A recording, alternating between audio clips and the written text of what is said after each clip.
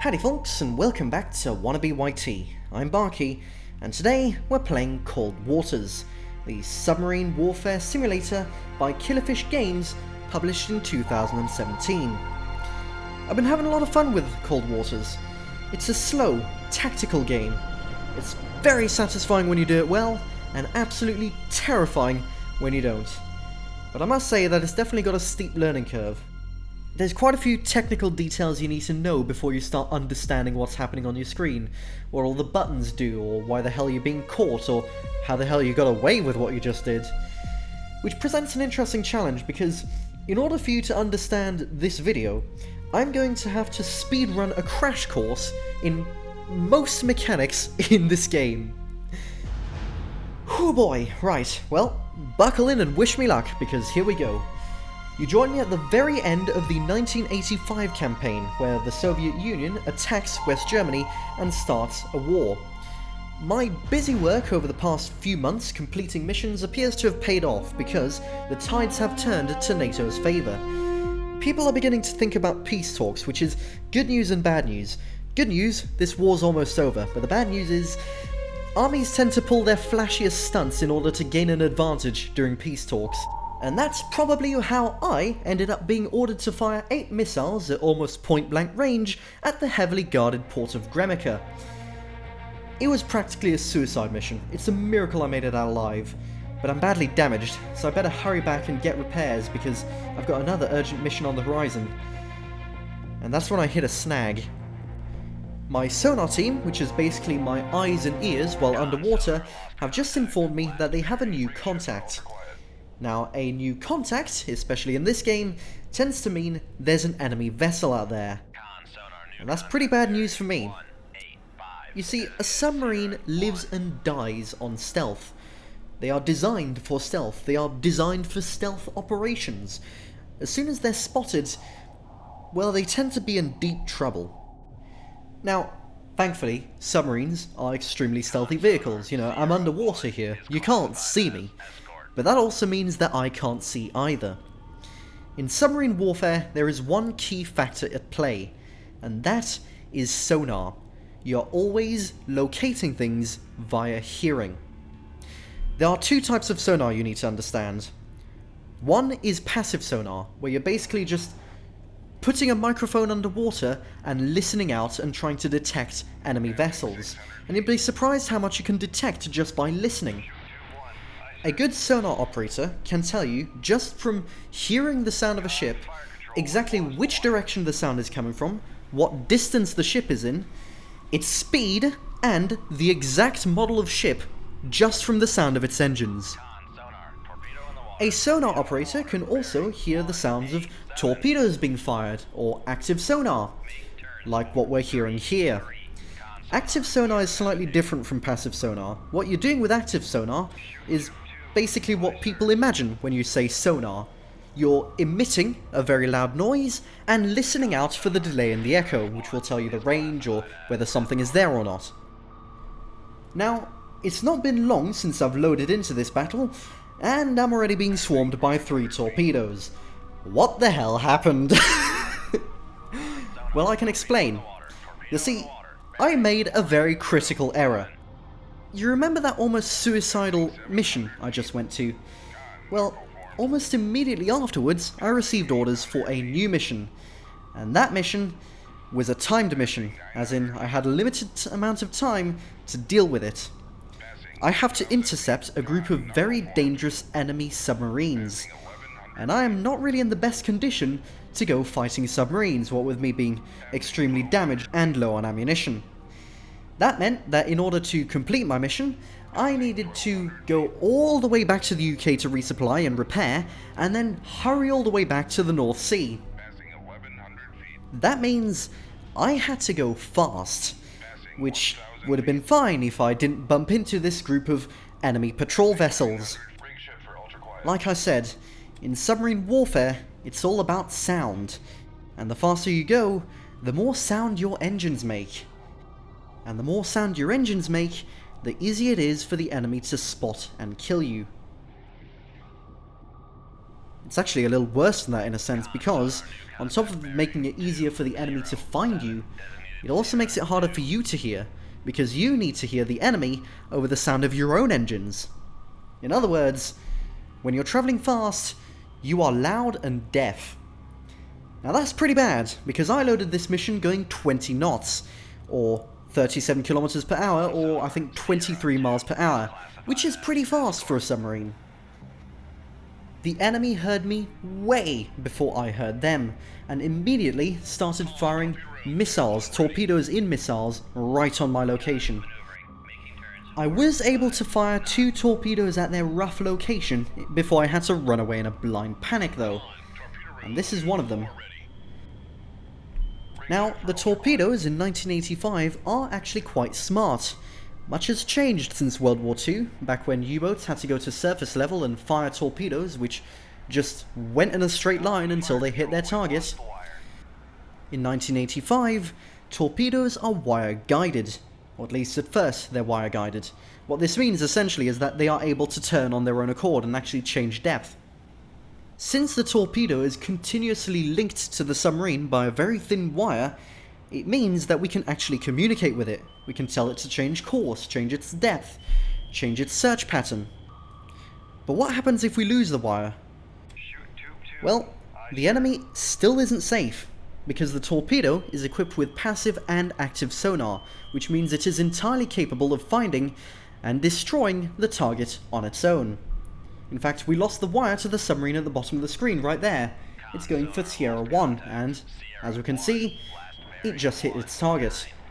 Hang on. There it is. It just hit its target. And it's got a nasty payload. You rarely need to hit the enemy more than once before they start sinking. Still, we sank one enemy, but we're not out of the woods yet. Using my passive sonar, word of advice, never use the active sonar in this game. It's the equivalent of attaching a torch to a stealth game protagonist. Sure, they'll see better, but the enemy will see them. So using my passive sonar, I've been able to identify Sierra 2, which, using the sound of its engines, my sonar operators have identified as a Kara, which is an enemy patrol vessel. And I've just fired a torpedo at it. I've kept the wire, so I'm guiding it myself towards the enemy. And I can tell that he heard my submarine. He knows he's in trouble. How can I tell? Because he's panicking.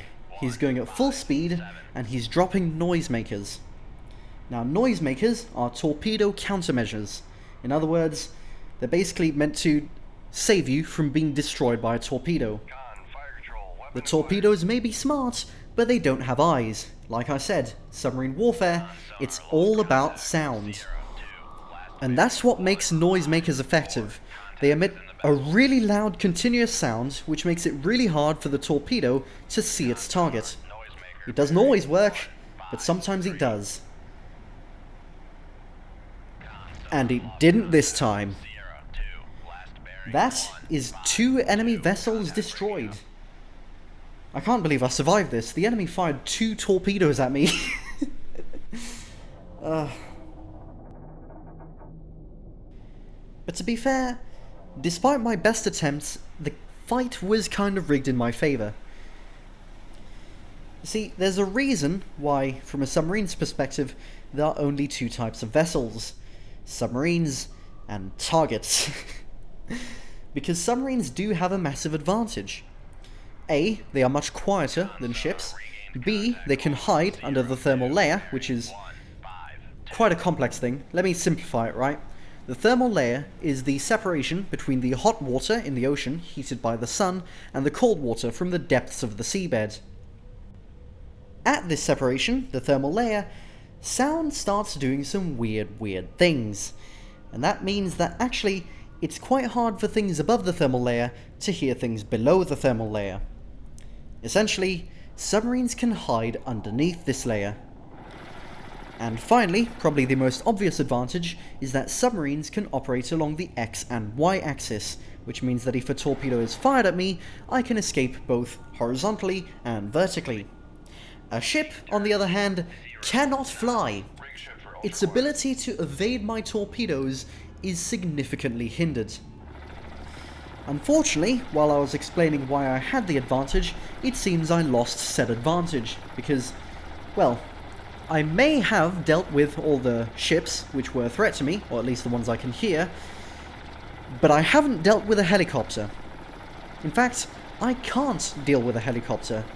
Submarines are at a major disadvantage when dealing with helicopters. There isn't a single weapon in this game which will allow me to harm this helicopter, because it didn't exist. In fact, it doesn't really exist now. That enemy helicopter, on the other hand, can hurt me. He can drop torpedoes, and at almost point-blank range, I won't have much time to react. This is pretty bad, but thankfully, I do have one ace up my sleeve. He's not too sure where I am. You see, what he's doing here is that he's deploying a dipping sonar. You see that piece of string in the water? That is basically a microphone on a long piece of wire. It's essentially a passive sonar which can be deployed by helicopter. He's trying to hear me, but what I've done is that I've rigged the ship for ultra quiet and set my speed to 0 knots. The engine isn't running. His chances of hearing me are almost nil. I hope, because right now, he's at almost point-blank range.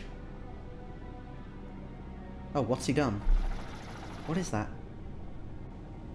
Is that a sonar buoy? I haven't seen the enemy use that in this game, and well, I don't think I ever saw them use it. A sonar buoy is basically, well, it's a passive sonar, a microphone attached to a floater. If he's using that, then he definitely hasn't the slightest idea where I am. And sure enough, he eventually gave up. I can't believe I got away with that. Right, well, let's hurry back. We still have a mission to complete, and as previously stated, we don't have that much time to complete it. So what I'm going to do now is I'm going to make a desperate dash straight for the blue line between Iceland and the UK. That's a sonar net. It's basically a large number of allied sonar buoys which are listening out for enemy submarines. In other words, as soon as I cross that net, I'm unlikely to meet any enemies. Right. Well, time to resupply. Oh, and we get to see my briefing as well.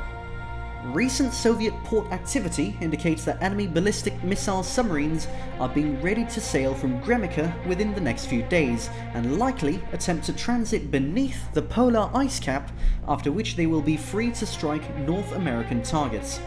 You are to infiltrate the northern bastion, intercept and destroy them before they can do so. If you fail this mission, you may not have a home base to return to. You heard that? I better hurry.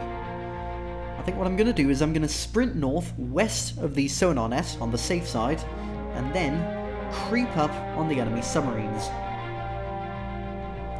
Wish me luck. Yeah, it wouldn't do to be spotted by them. It's always best to keep the advantage where we can get it. Now where are they? Oof, they're almost at the North Pole. I might need to pick up the pace. Alright, here we go. And, oh, they're not really moving upwards. Are they clipping on the edge of the map, or are they struggling with the ice? Actually, are they even the submarines I'm looking for?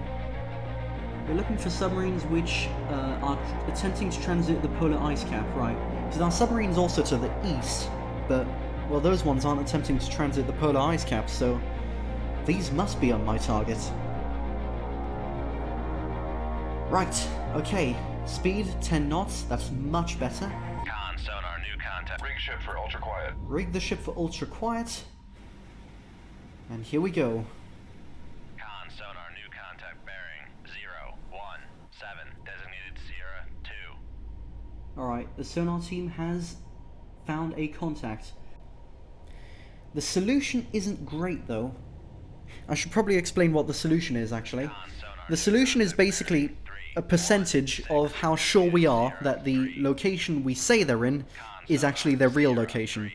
Because, well, we're listening for the targets, and as we've seen with the thermal layer, sometimes sound can do weird things. And since we're using only sound to guess where they are, well, sometimes our guess is incorrect. So, if you look in the bottom right corner, you'll see that I am now classifying these contacts. In other words, I'm listening for the sound of their engines and I'm trying to guess what ship they are.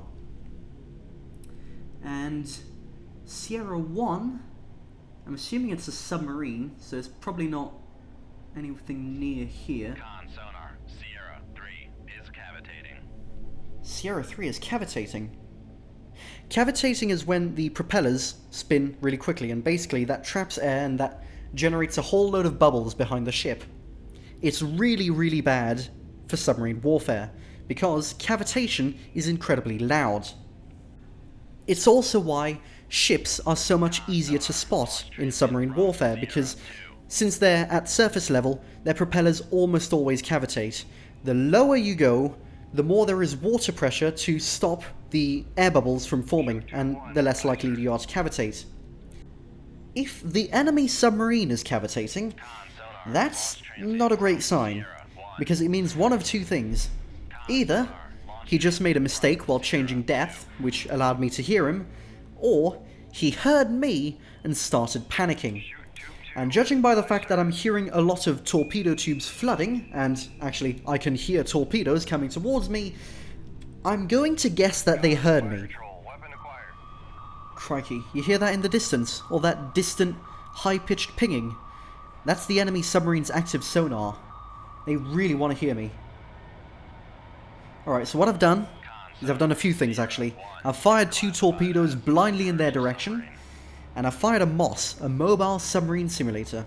What that does is that recreates all of the sounds of a submarine, and it's really good for tricking enemies and torpedoes. I've also made another mistake, because I just fired my torpedo after firing the MOS, which means that my own torpedo started chasing after the mobile submarine simulator. I'm hoping some of their torpedoes fall for it, because, well, there are... oh my god. There are currently 4 torpedoes heading right at me. This is bad.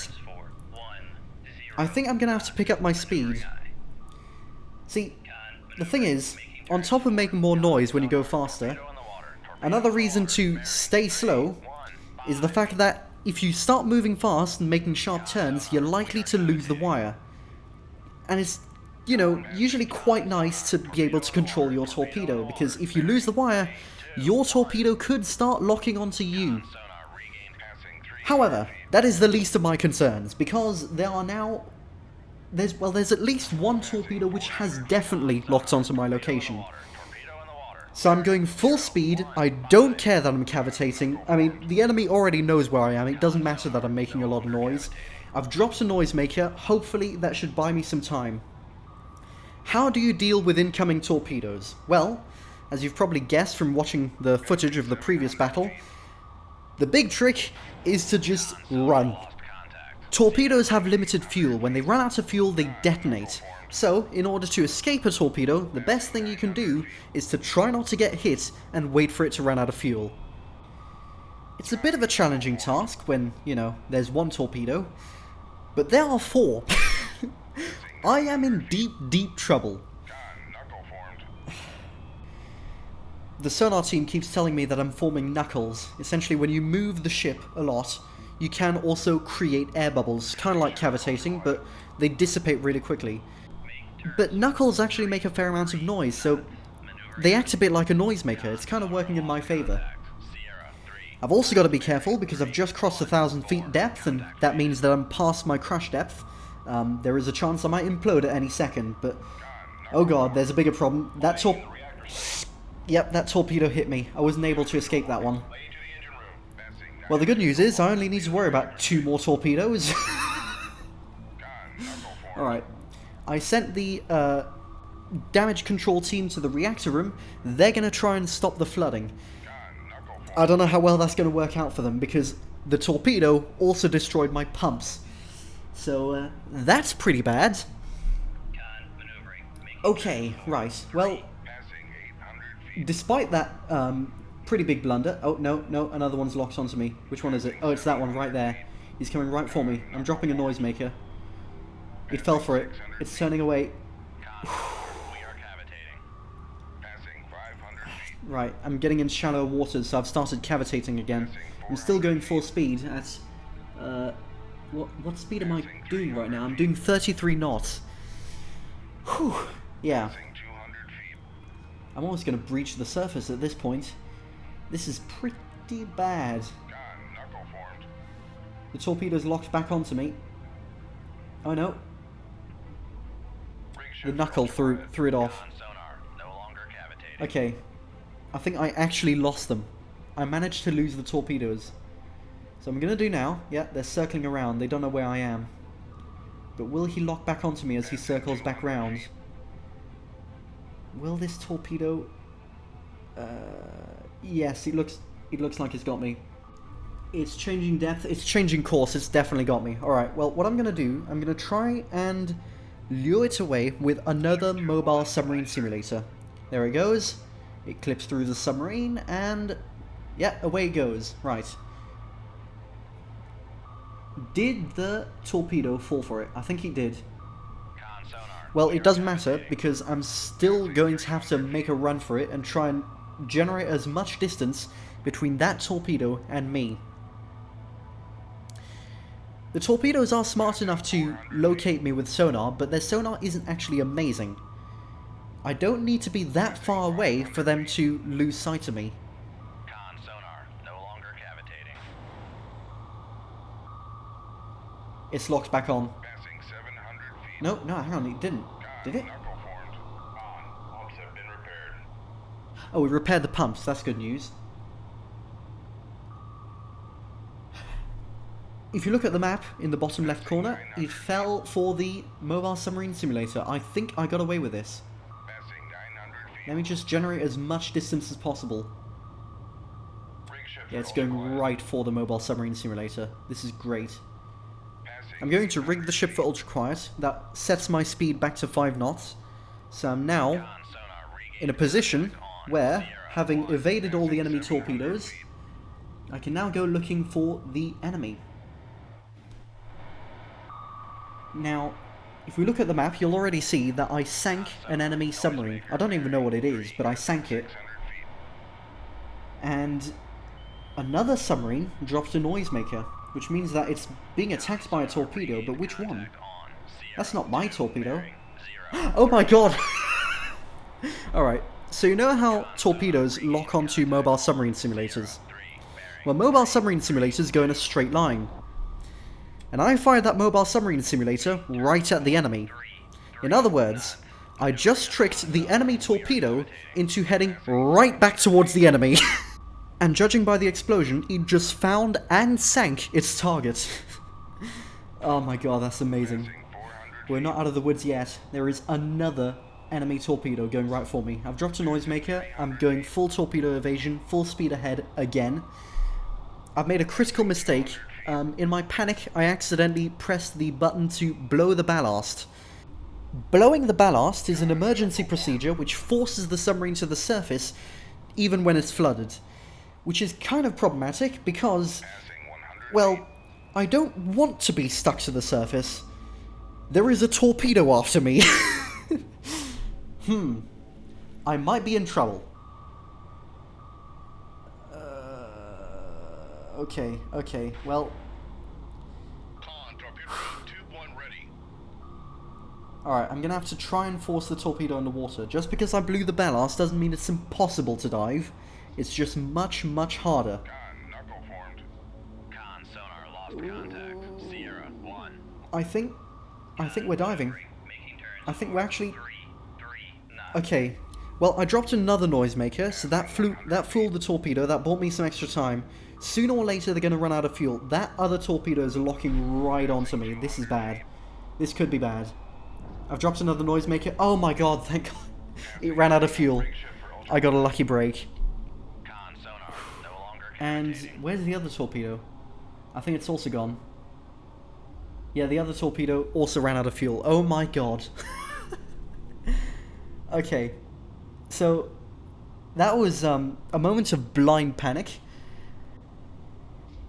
But it looks like we're safe now. I don't detect any more torpedoes. And among the chaos, we managed to sink 2 submarines. One with our torpedo, and one by directing an enemy torpedo back to sender. Oh, this is great. But we're not out of the woods yet. I don't think we are. There is a third contact somewhere. Yeah, there it is. We've heard the active sonar. That's what the yellow line represents.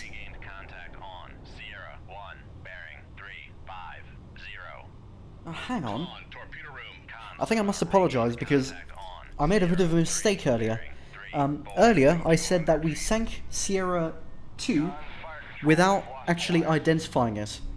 We did. It's just that Sierra 2 is a type of submarine called the Sierra.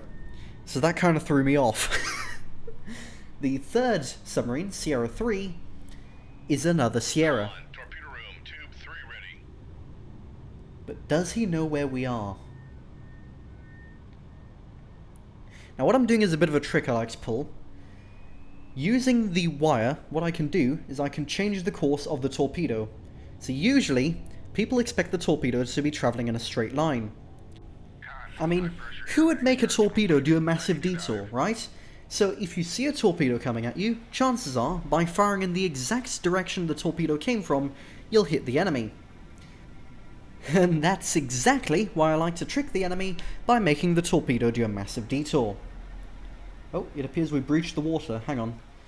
Let's go back underwater. This is the submarine's strong suit, after all. Now, where is Sierra 3?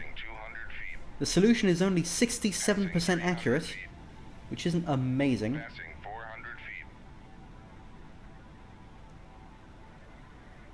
Where is he? It looks like, if that bearing is correct, the estimated bearing we have, it looks like Sierra 3 is running away. And yes, the range is very wrong, because the torpedo just locked onto a target, and he is well away from the estimated distance we have. Sierra 3 is much closer than the map says it is. But where exactly is it? Where are you? Come on. This is tense. It's always a good idea to fire the torpedo first, from my experience, because at the end of the day, when the enemy sees a torpedo coming at them, they tend to panic, and if you're moving faster than 15 knots, you can't actually fire a torpedo. And yep, sure enough, we got to him, and he didn't have an opportunity to fire back at us. At least, I'm fairly sure he didn't fire back at us, because I didn't hear his torpedo tubes flood. I mean, either way, I made the torpedo do a massive detour, so if he fired a torpedo back at me, then I'm still safe. Rig ship for ultra quiet. Rig the ship for ultra quiet. Stick around, listen out for enemy contacts, but I think we probably got all of them. Yeah, there's my, the torpedo I fired earlier. I lost the wire immediately, and since I fired it in the complete wrong direction, intending to send it on a massive detour, it's not going anywhere near the... It's not even going to the same postcode as the enemy's direction.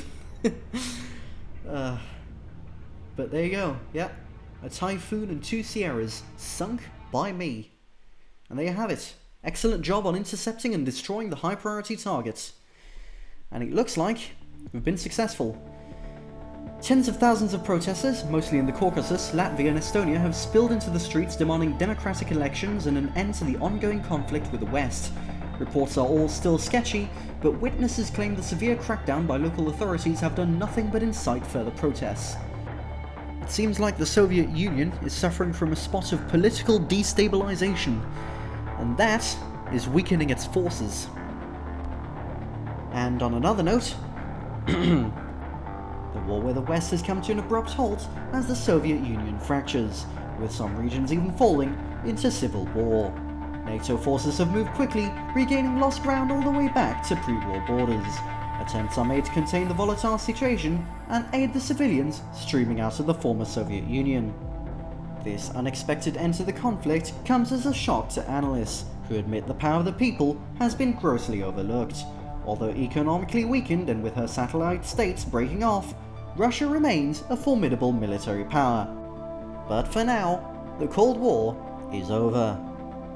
How do you like my newscaster voice? Upon returning home, we are hailed as war heroes, receiving requests for interviews and numerous other public appearances. The Cold War meets an abrupt end. And that, ladies and gentlemen, is the end of the 1984 campaign in Cold Waters. I had a lot of fun making this, and I hope you had a lot of fun watching it. And maybe you learned a few things on the way as well. I sure hope so, because I think I probably spent more time explaining submarine warfare than actually telling you what's happening on screen. Oh dear. I do hope I was able to explain this correctly. Or at the very least, I hope at least one thing made sense to you. In fact, actually, even if it didn't make sense, I hope the explosions entertained you, because there was a lot of adrenaline in this video, more so than usual, for Cold Waters. And at the end of the day, that's all that matters, let's be honest. I'm here to entertain, and if you had a good time, then that's good enough. Until then, thanks for watching. I'm Barky, and I'll catch you next time.